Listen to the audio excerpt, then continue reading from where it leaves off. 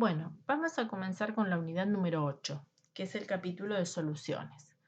Cuando nosotros hablamos de soluciones, de este concepto, decimos que las soluciones son mezclas homogéneas de sustancias puras en las cuales no hay sedimentación. ¿Qué significa que no hay sedimentación? Bueno, que no vemos un precipitado, que no vemos una turbidez, que no vemos algo sólido en el fondo del recipiente. Las soluciones están formadas por el soluto y el solvente. El solvente es el medio dispersante en el cual los solutos se disuelven y el soluto es la sustancia que se disuelve o se dispersa. El soluto pueden ser iones o pueden ser moléculas.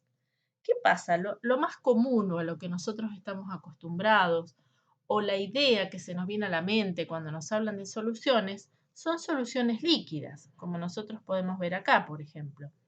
Cuando uno piensa, bueno, una solución acuosa de sal y agua, uno pone un poco de sal, lo agita, se disuelve, el agua queda límpida, eso es lo que nos imaginamos como una solución y es verdad.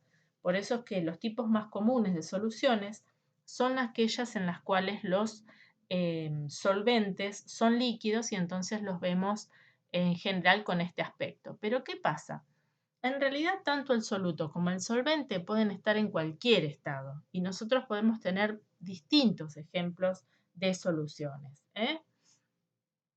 Por ejemplo, bueno, acá tenemos el agua del mar. El agua del mar es una solución donde el solvente es el agua y los solutos son iones, cationes y aniones, sodio, magnesio, calcio entre los cationes, más importantes, ¿no? Los mayoritarios, y aniones como el cloruro, el sulfato o el bicarbonato.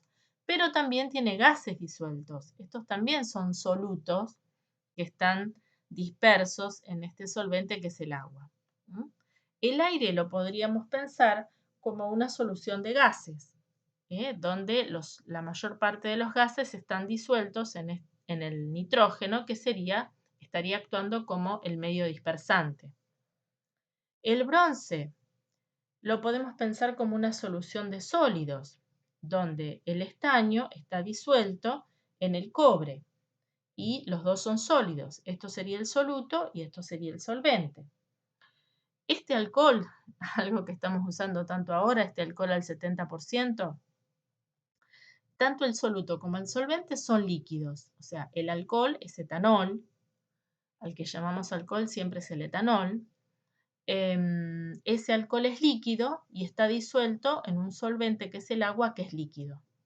En este caso, acá tenemos un jugo, que es un jugo muy concentrado que se fabrica acá en Regina, en una empresa de acá que se llama Jugos. Es un jugo de manzana bien concentrado que cuando uno abre el recipiente y lo saca, ve que en realidad es bastante espeso. Aún así es una solución acuosa. Y uno dice, bueno, ¿por qué es una solución acuosa? Este jugo tiene más o menos un 72% de azúcares y un 18% de agua.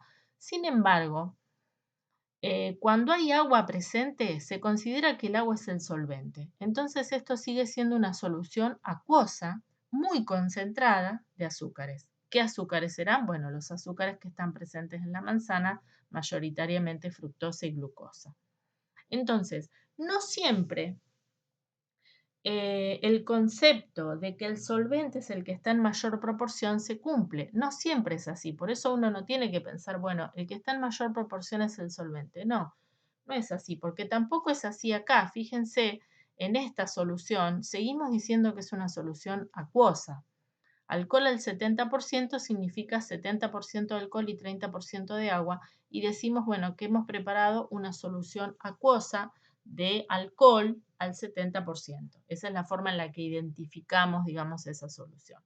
Entonces, cuando el agua está presente, en particular, se la considera el solvente.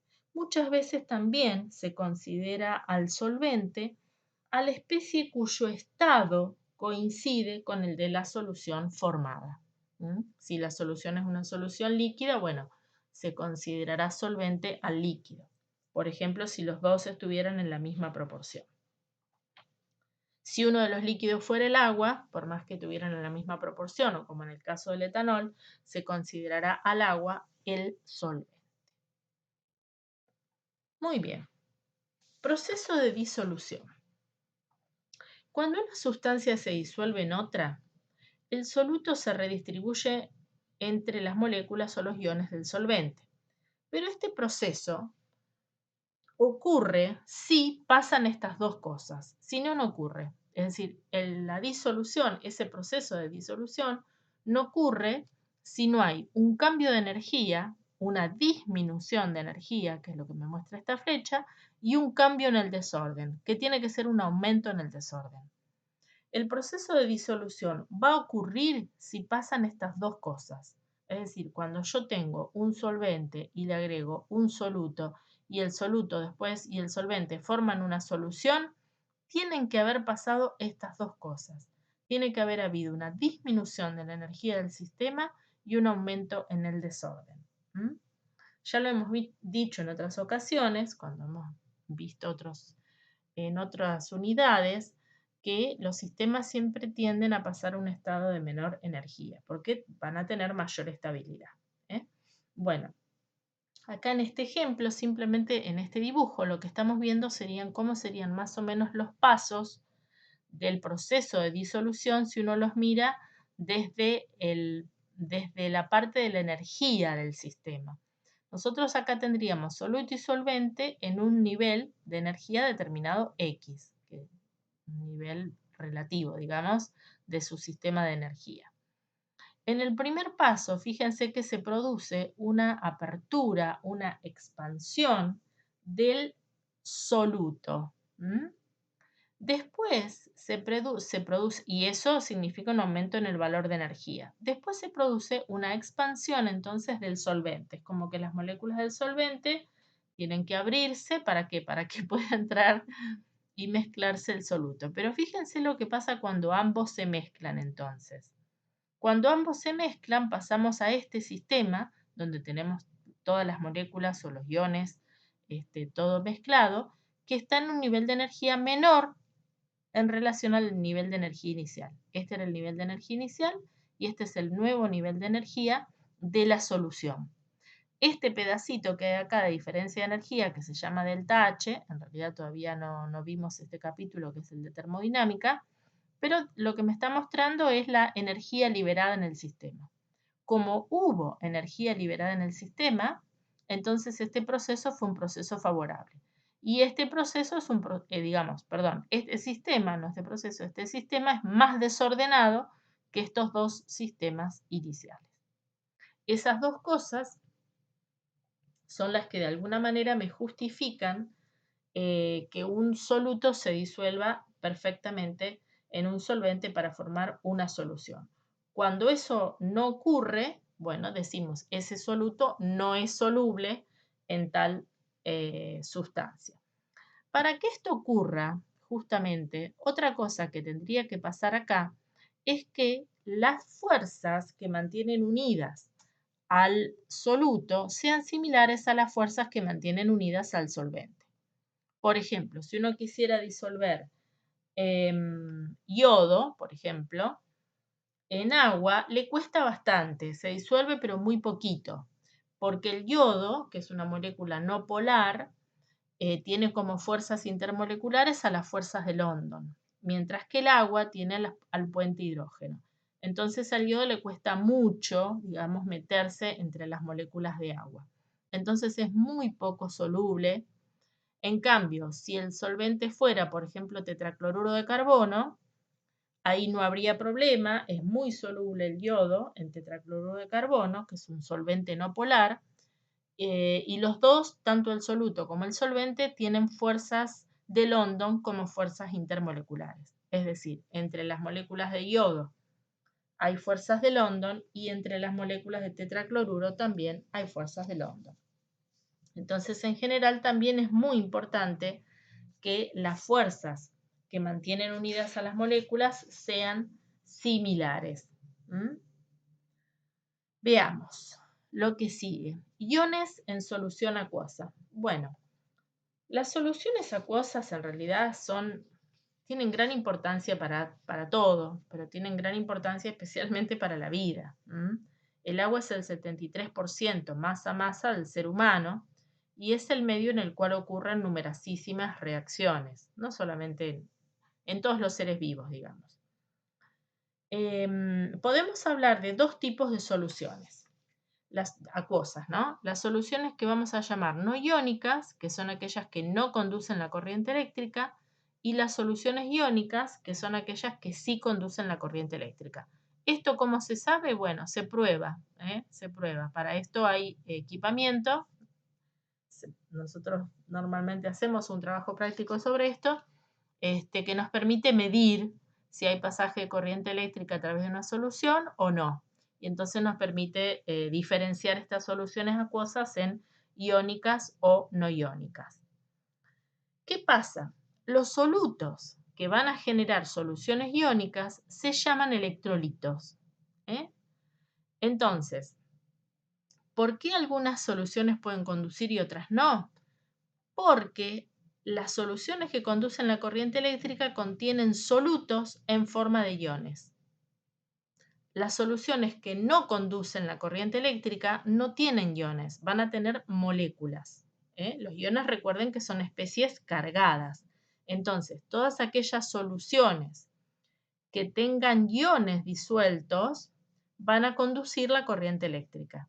Todas aquellas soluciones que tengan moléculas disueltas no van a conducir la corriente eléctrica, porque para conducir la corriente eléctrica necesitamos que estén estos iones, que son las especies cargadas que están presentes. Ustedes, ahora que mencionamos este tema, estos electrolitos, por ahí muchas veces habrán escuchado lo importante del balance de electrolitos en una persona, digamos, en todas las formas de vida superiores, porque tiene que haber un balance entre el medio intracelular y extracelular. Ahí hay como un gradiente de concentraciones que es muy importante mantenerlo en equilibrio porque va a afectar y regular la hidratación del cuerpo y va a afectar a muchísimas funciones. Entonces habrán escuchado que, bueno, que después de una carrera de no sé cuántos kilómetros, etcétera, o de hacer deportes extremos, las personas tienen que consumir unas soluciones o bebidas que ya vienen listas, que lo que tratan de hacer es justamente reponer esos electrolitos y volver a tener ese equilibrio, ¿no? Entre el medio intracelular y extracelular.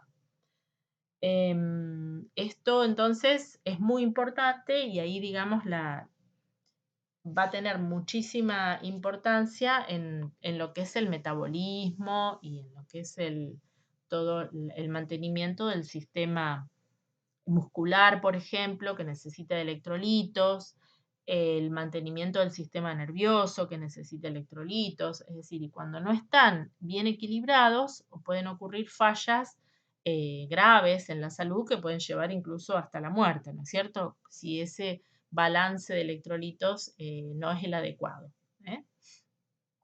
Perfecto. Vamos a ver acá algunos ejemplos.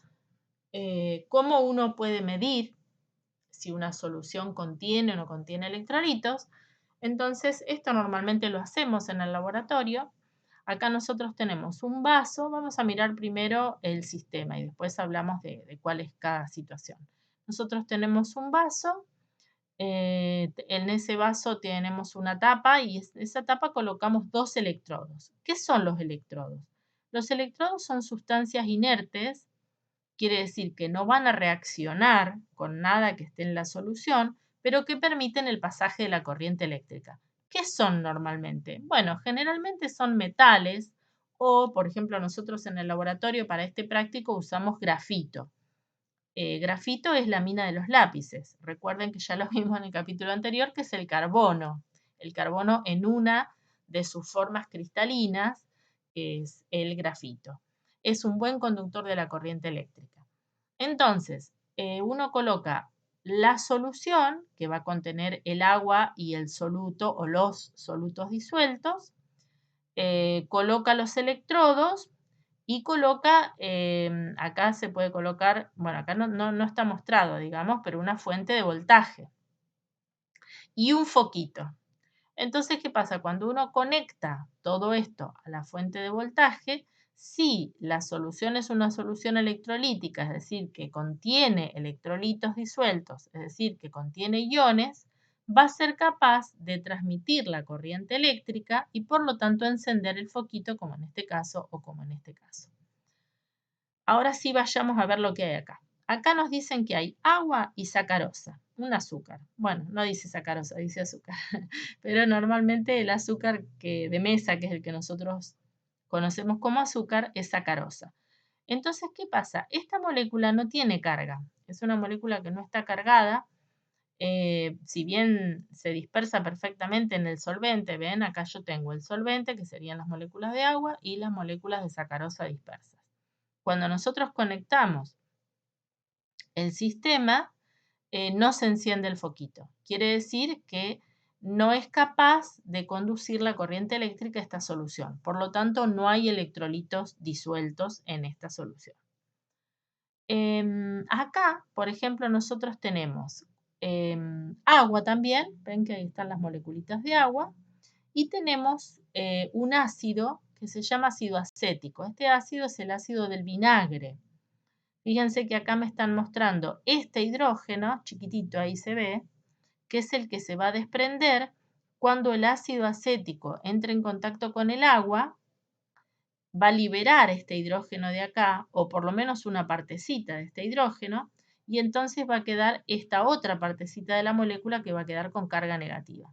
Entonces va a haber un poquito de estos iones. Acá disueltos, fíjense, si uno mira, va a haber muchas moléculas de agua, que son el solvente, moléculas del ácido acético sin disolver y algunos iones. ¿Ven? Este es el ion acetato que está solito y acá está el ion hidrógeno que está solito. Entonces, esos iones son los que se van a mover hacia los electrodos, que eso, perdón, no lo dije antes. Los iones positivos se mueven hacia el electrodo negativo, y los iones negativos se mueven hacia el electrodo positivo. ¿Está bien? Acá, bueno, acá lo vamos a ver mejor también. Entonces, en ese movimiento se produce la corriente eléctrica en la solución. Y entonces, en este caso, como hay una pequeña cantidad de iones, la intensidad con que se prende la lamparita es baja, digamos, cuando conectamos siempre a la fuente de voltaje. ¿Qué pasa acá cuando tenemos agua con una sal? Una sal que directamente tiene iones presentes. Ustedes recuerden que las sales, cuando vimos el capítulo de enlaces y también cuando vimos los sólidos iónicos, están formadas por iones. Las sales están formadas por iones. Entonces, lo único que hacen esos iones cuando se encuentran con el agua es dispersarse en el agua. Ese soluto se dispersa en el solvente. Entonces, los iones que están presentes en esta sal que se llama cromato de potasio, este es el ion cromato y este es el potasio, se llama cromato de potasio. Acá están los iones, los grisecitos son los iones potasios y estos que tienen en el medio amarillito son los iones cromato, que ese sería el cromo.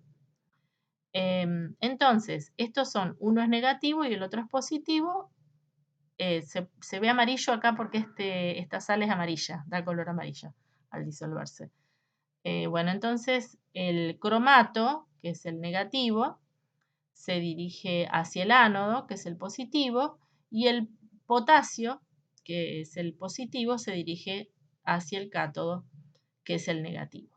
¿Y qué pasa? Como hay una gran cantidad de estos iones, entonces hay una mejor conducción y entonces, o una mayor cantidad de iones, y entonces la lamparita se prende con mayor intensidad.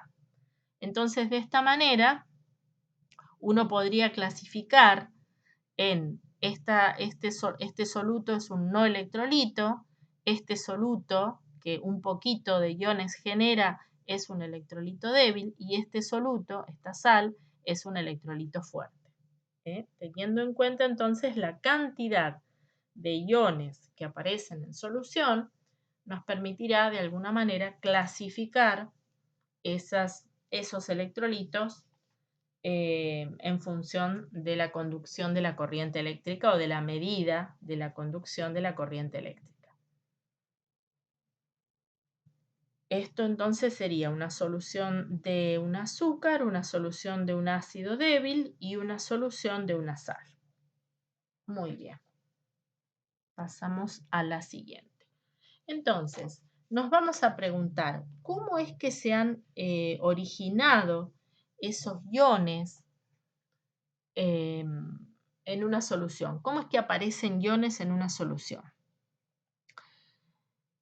Arrhenius propuso una teoría que se llama la teoría de la disociación electrolítica, según la cual las soluciones que conducen la corriente eléctrica, porque los solutos están presentes en forma de iones, y él llamó electrolitos a los ácidos, a las bases y a las sales, porque dijo que al disolverse en agua generan iones, ya sea iones positivos o iones negativos.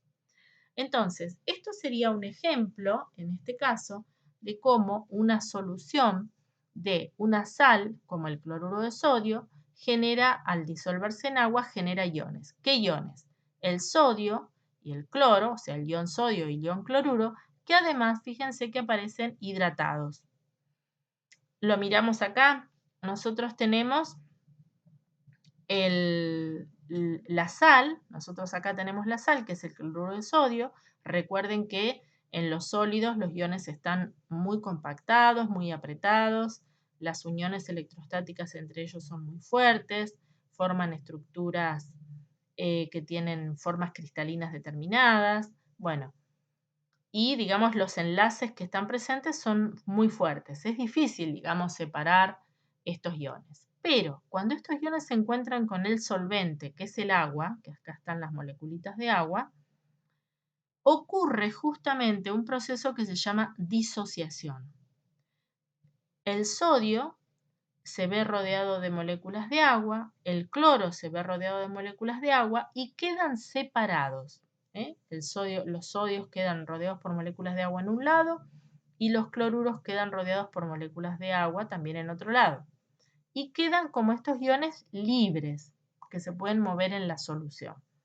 Este proceso Arrhenius lo llamó disociación y es una de las formas en las cuales se generan iones en una solución. En realidad son iones que ya existían, porque en realidad estaban existiendo acá, en la sal sólida. Estaban los iones presentes, pero estaban muy fuertemente unidos y recién van a separarse cuando se encuentran con el solvente, que es el agua, y en este caso va además a ocurrir este proceso que se llama solvatación, que es el hecho de que las moléculas de agua orientan sus regiones positivas o negativas para rodearlo. Fíjense que en este caso el sodio, que es el positivo, está rodeado por moléculas de agua donde ellas han orientado hacia ahí la zona negativa, que es la zona del oxígeno.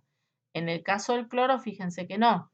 En el caso del cloro, que es el ion negativo, las moléculas orientan sus partes positivas, que son las partes del hidrógeno, donde está el hidrógeno. Porque acá está el dibujito de la molécula es una molécula polar. Recuerden que en la zona del hidrógeno tenemos una densidad de carga negativa y en la zona del hidrógeno tenemos una densidad de carga positiva, sin que la molécula en sí tenga carga. Esta es una de las formas entonces en las cuales se originan iones en una solución. La otra forma en la cual se originan iones es a partir de un proceso que se llama ionización. En este proceso, los iones se van a formar, no existían antes. Y vamos a ver este ejemplo. Si nosotros tenemos esta molécula, que es el ácido clorhídrico, que tiene el ion cloro y el ion hidrógeno, perdón, iones no, disculpen, tiene el átomo de cloro y el átomo de hidrógeno, unidos por un enlace covalente simple. Acá entre ellos hay un enlace covalente, o sea que están compartiendo un par de electrones. Pero nosotros vimos que esta molécula es una molécula polar, que este enlace covalente es un enlace covalente polar y la molécula es polar. ¿Qué quiere decir polar? Que como el cloro es más electronegativo, en parte trata de quedarse con el par de electrones y genera una densidad de carga negativa en su región, en su zona, en su lugar. El hidrógeno, que en parte pierde un poquito de su electrón, genera una densidad de carga positiva en su lugar. Por lo tanto, esta molécula se transforma en una molécula polar, que tiene una partecita de la molécula con carga negativa y una partecita de la molécula con carga positiva, sin llegar a ser, por supuesto, una molécula cargada. En el agua pasa lo mismo, ya lo dijimos. En la zona del oxígeno hay densidad de carga negativa y en la zona de los hidrógenos hay densidad de carga positiva. ¿Por qué? Porque el oxígeno es muy electronegativo y en parte trataría de quedarse con los electrones de los hidrógenos y por eso sobre la zona de él se genera una densidad de carga negativa. ¿Qué pasa cuando estas dos moléculas se encuentran?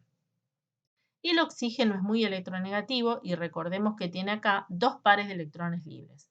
Entonces va a atraer a este hidrógeno hacia él, lo atrae con mucha fuerza y justamente el hidrógeno se le pega al oxígeno y se transforma esto en un ion que se llama hidronio, hidrógeno 3, oxígeno con carga positiva. Aparece este nuevo ion que se llama ion hidronio. ¿Y qué le pasa al cloro? Se queda solo, pero se queda con el electrón del hidrógeno, por lo tanto queda con una carga negativa y queda como ion cloruro. Entonces ahora estos sí son iones que están presentes en la solución. Acá no estaban, acá no hay iones, acá hay moléculas, pero por este proceso de ionización que ocurre cuando el soluto se encuentra con el solvente, los iones se forman, aparecen y esta solución también conduce la corriente eléctrica, de la misma manera que una solución de cloruro de sodio en agua. Cuando la disociación o la ionización, cualquiera de los dos procesos, es total, estamos hablando de electrolitos fuertes. Por ejemplo, el cloruro de sodio es un electrolito fuerte. Cuando la disociación o la ionización es parcial, estamos hablando de un electrolito débil, que no sería el caso del ácido clorhídrico. El ácido clorhídrico también se ioniza totalmente, sino que sería el caso, por ejemplo, volvemos atrás, del ácido acético. Este ácido acético, que es el ácido del vinagre, es un electrolito débil porque no se ioniza totalmente. Si bien genera estos iones, ¿sí? Pero no lo hace en forma completa. Por lo tanto, decimos que es un electrolito débil. Muy bien. Perfecto. Entonces ahora ya pasamos directamente a hablar de concentraciones, las distintas formas que tenemos de expresar concentraciones. Digamos, ¿qué decimos cuando hablamos de concentración? Esa palabra. La concentración es la relación que va a existir entre el soluto y el solvente en una solución. Y tiene que ser una relación cuantitativa, por eso hablamos de cantidad. Una relación cuantitativa entre el soluto y el solvente. Una relación que me permita saber cuánto hay de cada uno. Cuando yo sé cuánto hay de cada uno, conozco la concentración de esa solución. Cuando yo, por ejemplo, leo una etiqueta de un vino y dice 12 grados alcohólicos, bueno, eso me indica una concentración de alcohol en esa solución. Cuando leemos, por ejemplo, la etiqueta antes del etanol, que nos decía etanol al 70%, ¿sí? Acá arriba, bueno, en realidad dice 70 grados, pero bueno, es una solución al 70%. Acá seguramente en la etiqueta, en alguna parte de la etiqueta, va a decir también que la concentración, que es un 72% de concentración. Entonces, la concentración es esa relación cuantitativa que existe entre el soluto o los solutos y el solvente en una solución. Hay distintas formas de expresar concentración y todas se usan. Entonces, hay más incluso que las que hemos puesto nosotros acá. Probablemente las vean en otras materias. Nosotros vamos a hablar de estas 6 formas de expresar concentración y vamos a hacer algunos ejercicios en esta guía, en la guía de este capítulo de soluciones, con estas formas de expresar concentración. Bien, la primera dice porcentaje Masa-masa. Esto es lo que significa, esta forma de escribirlo significa porcentaje masa-masa. ¿Qué significa porcentaje masa-masa? Gramos de soluto en 100 gramos de solución. Este es muy similar, pero es porcentaje masa en volumen. Entonces significa gramos de soluto en 100 mililitros de solución, no en 100 gramos como arriba. Por eso es porcentaje masa en volumen. Molaridad. Esta es muy utilizada en el laboratorio, en trabajos de laboratorio. Y en este caso significa moles de soluto en un litro de solución. Porcentaje volumen en volumen. Serían mililitros de soluto en 100 mililitros de solución, que sería el caso de la solución de alcohol al 70. Es un 70 mililitros de alcohol, de etanol, en realidad 30 mililitros de agua. Al sumar, que en este caso los volúmenes son aditivos, no pasan todas las soluciones, me va a dar 100 mililitros de solución. En esos 100 mililitros de solución yo voy a tener 70 mililitros del etanol. Entonces voy a decir que es una solución al 70% volumen en volumen. Molalidad. Esta es muy parecida a esta, en una letra nada más cambia, molalidad, pero es bastante diferente. Esta forma de expresar concentración tiene moles de soluto, pero en 1 kilo de solvente. Esta es una forma de expresar concentración muy interesante porque nos permite aislarlos un poco del efecto de la temperatura. Si bien la temperatura influye sobre las masas, influye mucho más sobre los volúmenes. Entonces, todas aquellas concentraciones en las cuales se habla de volúmenes están muy afectadas por la temperatura y entonces hay que explicar a qué temperatura fueron medidas o fueron realizadas. En cambio, en la molalidad, bueno, obviamente, acá estamos en los solutos, hablamos de moles, ¿no es cierto?, donde no influye la temperatura, y en el kilo de solvente la temperatura va a influir muy poquito. Entonces, es muy interesante esta concentración, esta forma de expresar concentración, cuando tenemos cambios de temperatura. Y por último, la otra que vamos a ver nosotros, de la cual ya hemos hablado, es la fracción molar. La mencionamos en el capítulo de gases. La fracción molar es una relación entre los moles del soluto o del solvente y los moles totales que hay presentes. Ahora, cuando veamos algunos ejemplos, van a aparecer estas concentraciones y vamos a tener que hacer algunos cálculos. Y ahí lo entendemos un poquito mejor. Acá, por ejemplo, vamos al primer ejemplo. Es muy común en el laboratorio encontrarnos con algunos reactivos, sobre todo los ácidos fuertes. Este, por ejemplo, es ácido nítrico y acá dice 69%. Estos ácidos, cuando nosotros los compramos, vienen así, en soluciones acuosas, muy concentradas, y nos dice, por ejemplo, ese dato, bueno, acá no se alcanza a ver bien, pero es 69%. Esas concentraciones son masa-masa. ¿Se acuerda qué significa? Lo dijimos recién. Gramos del soluto en 100 gramos de solución. En este caso, el ácido nítrico viene en esa concentración, 69% masa-masa. Entonces, ¿eso qué va a significar? Que hay 69 gramos de ácido nítrico en 100 gramos de solución.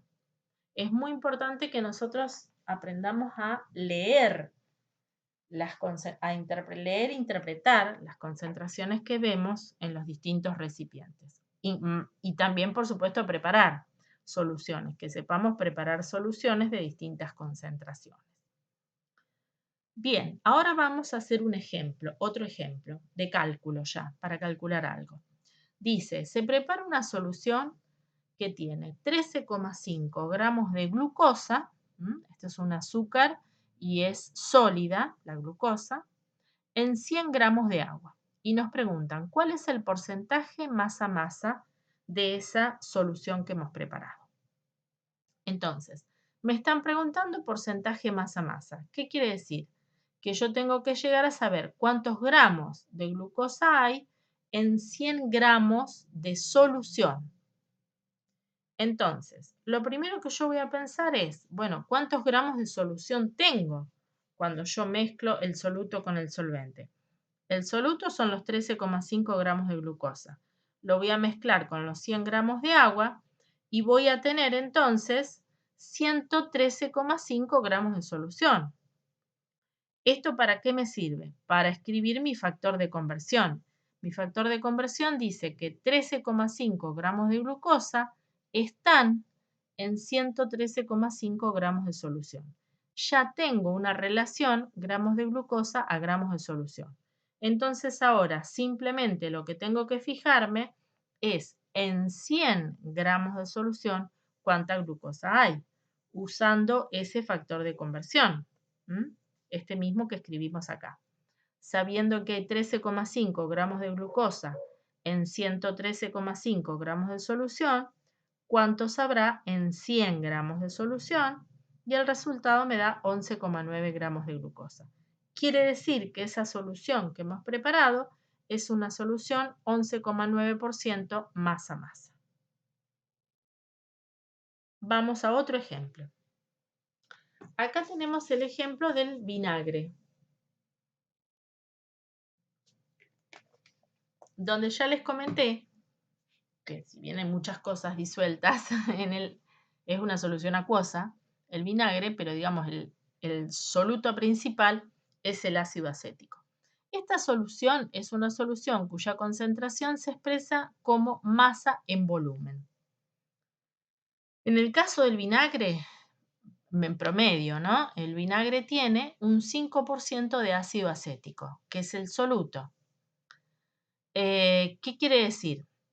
5 gramos de ácido acético en 100 mililitros de solución. Eso es lo que significa. Entonces, me podrían preguntar, ¿cuánto ácido acético hay en una botella de vinagre de 450 mililitros? Bien, como yo ya conozco la concentración de la solución, me dijeron que es 5% más en volumen, quiere decir que esto para mí es un factor de conversión, es una relación entre el soluto y la solución. Esto que dice acá arriba, este 5%, significa que hay 5 gramos de ácido acético en 100 mililitros de solución. Por lo tanto, en 450 mililitros de solución, que sería el vinagre, ¿cuánto ácido acético hay? Utilizo esto como un factor de conversión. Simplifico y me queda que en esa botella de 450 mililitros hay 22,5 gramos de ácido acético. Me podrían preguntar también para esta misma solución cuál es la molaridad del vinagre.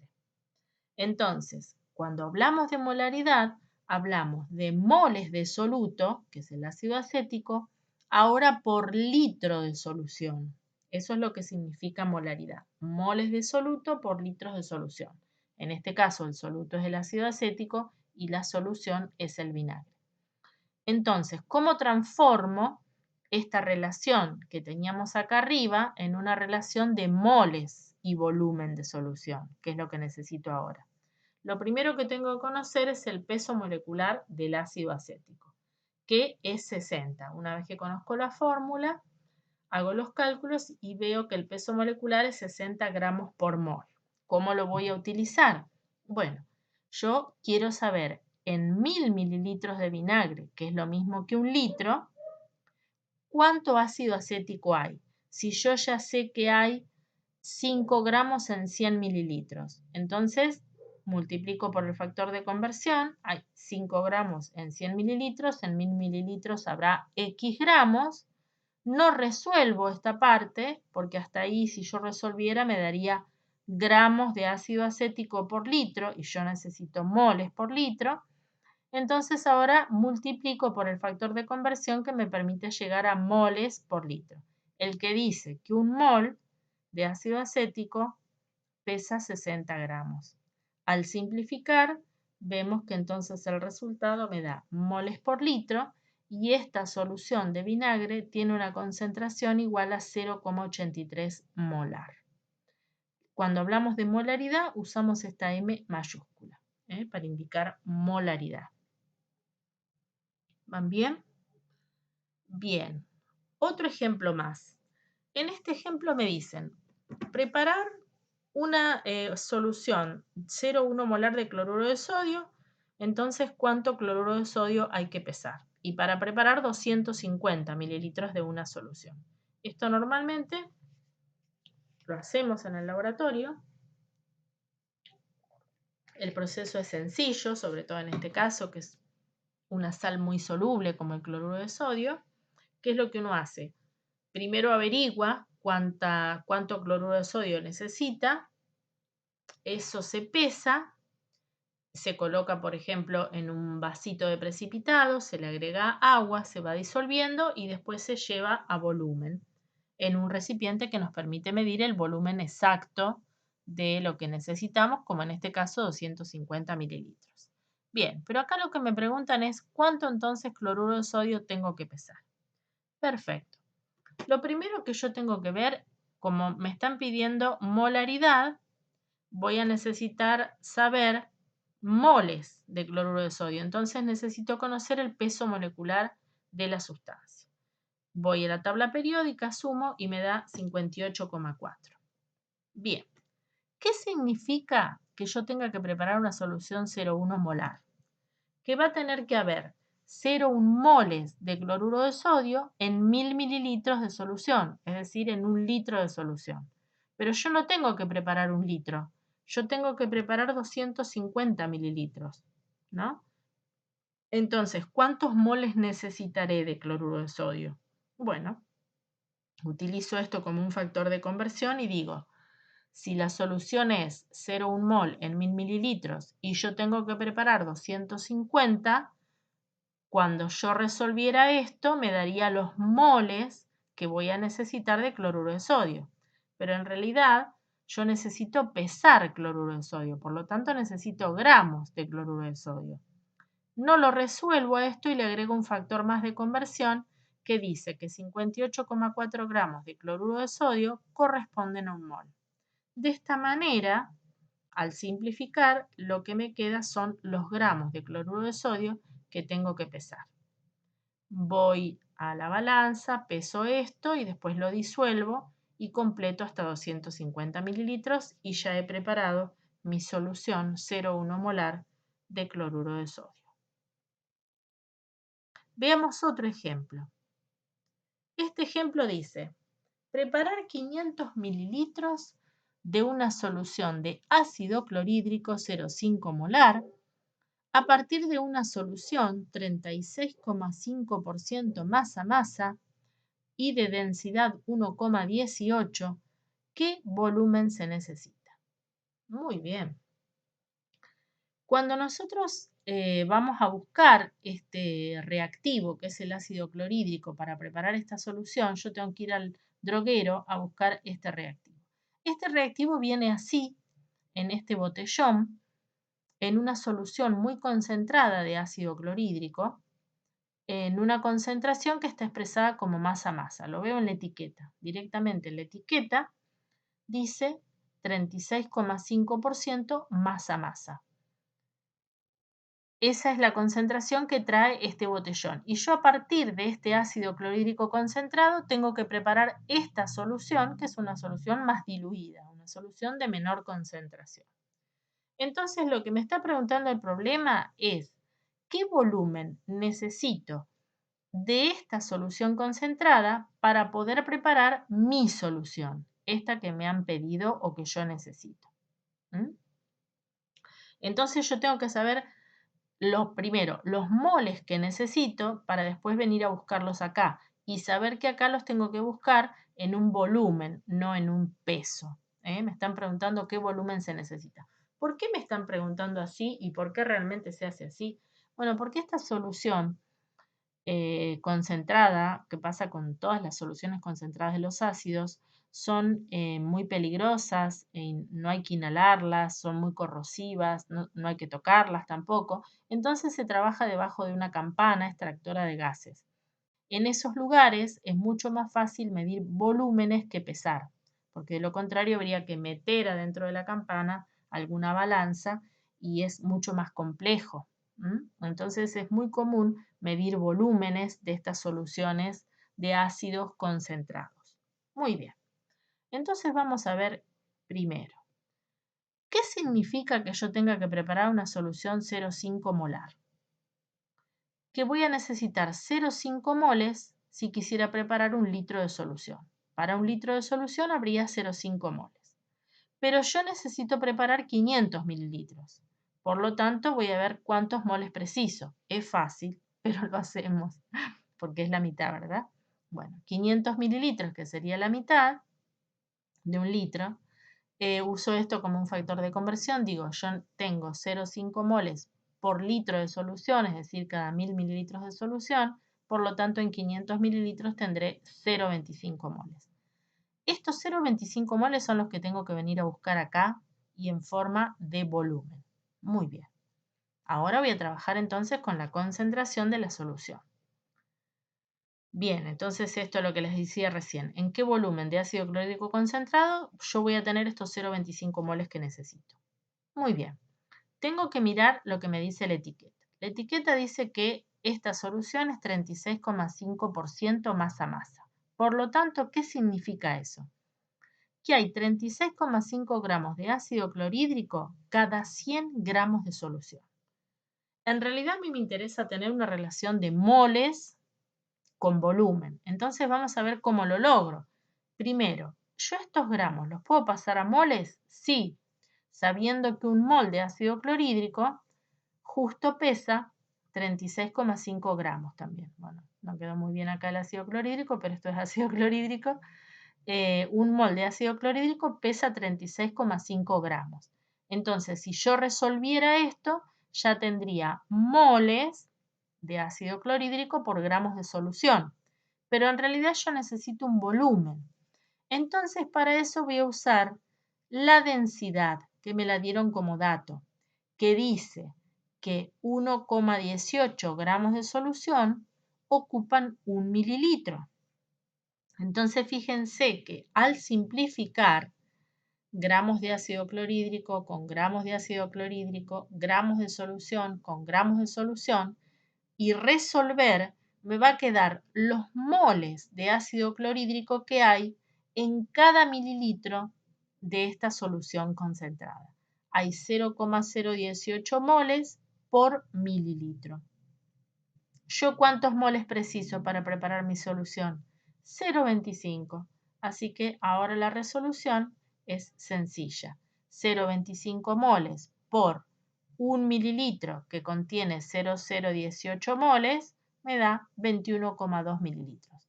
Ahora sí, voy a ir con una pipeta especial, digamos, graduada, que me permita medir ese volumen exactamente.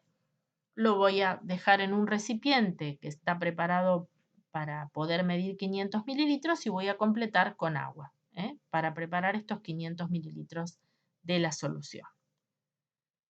Bueno, con esto tienen entonces varios ejemplos y además en la guía de problemas tienen también unos cuantos ejercicios para trabajar con soluciones.